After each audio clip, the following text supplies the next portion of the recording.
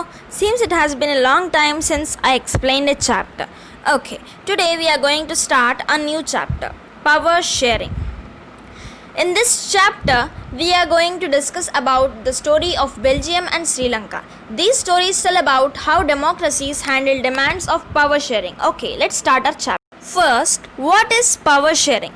Power sharing is a term used to describe a system of governance in which all major segments of society are provided a permanent share of power.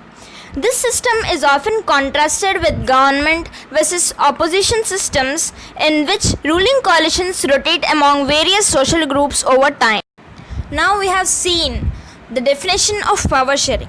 Now let's discuss about some examples. How power is distributed among different countries. First, Belgium. Belgium is in Europe. Its area is smaller than that of Haryana. It has borders with France, Netherlands, Germany and Luxembourg. The population is not dense. The division of population is very complex. They divided their country on the basis of religion, culture, language, etc.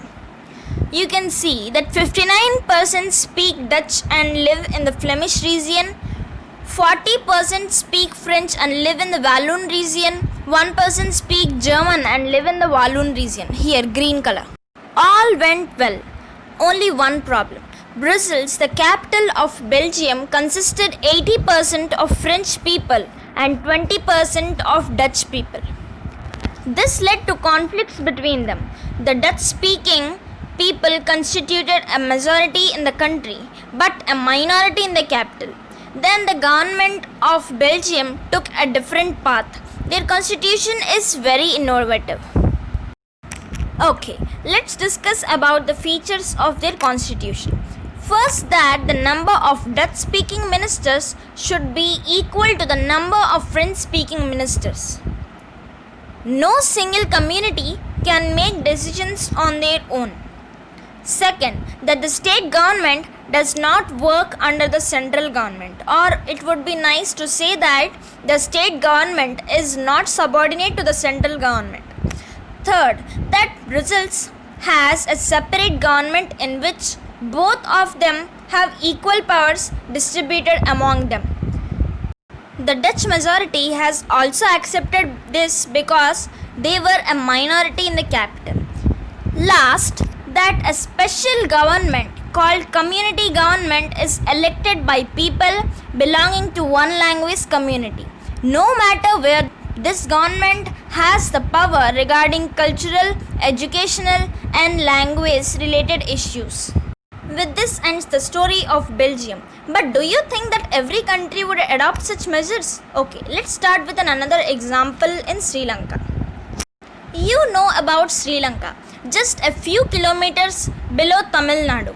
It has a population of about 2 crores.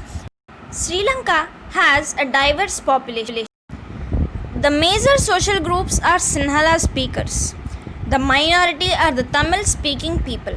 Among these Tamils, there are 2 subgroups, Tamil natives and the rest of the Tamils whose forefathers came from India for tea plantation are called Indian Tamils. Let's discuss the problem.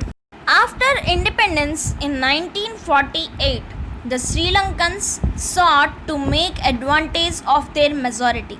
As a result, they adopted a majoritarian constitution to establish their supremacy.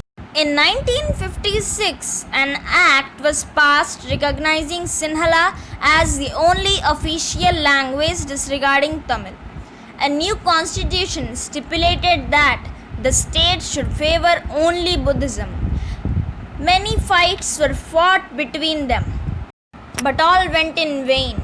Even the constitution was amended to protect and strengthen only Sinhala language. The Tamils felt isolated. They began to feel that even the constitution was against them.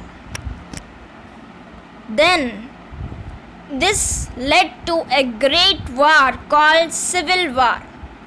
Thousands of people were killed in both the communities. This led to a terrible setback of Sri Lanka's social, cultural and economic life of the country.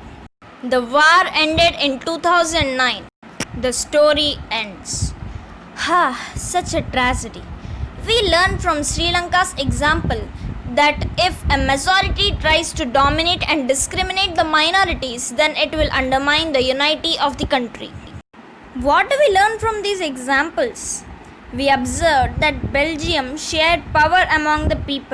Now the question arises, why power sharing is desirable?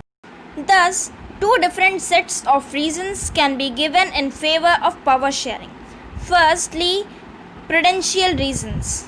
Power sharing is good because it helps to reduce the possibility of conflict between social groups. Power sharing is a good way to ensure the stability of political order.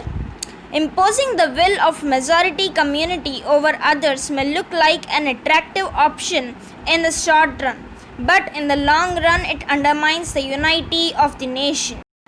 There is a second deeper reason why power sharing is good for democracies. A democratic rule involves sharing power with those affected by its exercise and who have to live with its effects. People have a right to be consulted on how they are to be governed. A legitimate government is one where citizens through participation acquire a stake in the system. The first set of reasons is called prudential reasons, and the second set, which I have explained now, are called moral reasons. So far we have discussed about the reasons and features of power sharing. Now we are going to discuss about the forms of power sharing. In modern democracies, power sharing arrangements can take many forms. Let us look at some of the most common forms that we have or will come across. First, power is shared among different organs of government, such as the legislature, executive, and judiciary. All of them have equal powers. Such a separation ensures that none of the organs can exercise unlimited power. Each organ checks the others, which results in a balance of power among various institutions. This arrangement is called a system of checks and balances. Second, power may also be shared among different social groups such as religious and linguistic groups. Community government in Belgium is a good example of this arrangement. This type of arrangement is meant to give space in the government and administration to diverse social groups who otherwise would feel alienated from the government. This method is used to give minority communities a fair share in power. Now let's discuss about the last form of government. Power sharing arrangements can also be seen in the way political parties, pressure groups, and movements control or influence those in power. Citizens have freedom to choose among various contenders for power. Sometimes this kind of sharing can be direct when two or more parties form an alliance to contest elections. If their alliance is elected, they form a coalition government and thus share power. With this ends our chapter Power Sharing. See you with next chapter. Until then, bye